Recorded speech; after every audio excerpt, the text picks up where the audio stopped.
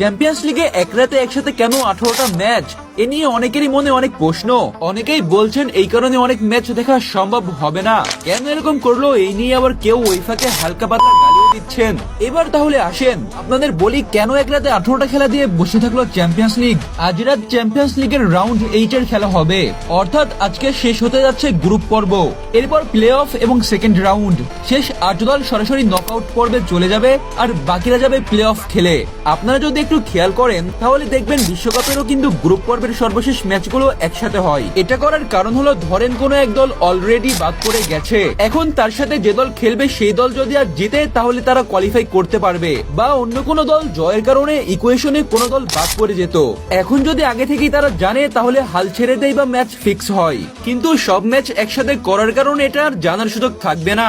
সবাই খেলা শেষ করে জানতে পারবে কার কি হাল। মূলত খেলাকে ফেয়ার এবং সুন্দর রাখতেই সব দলকে একসাথে শেষ দিনে খেলানো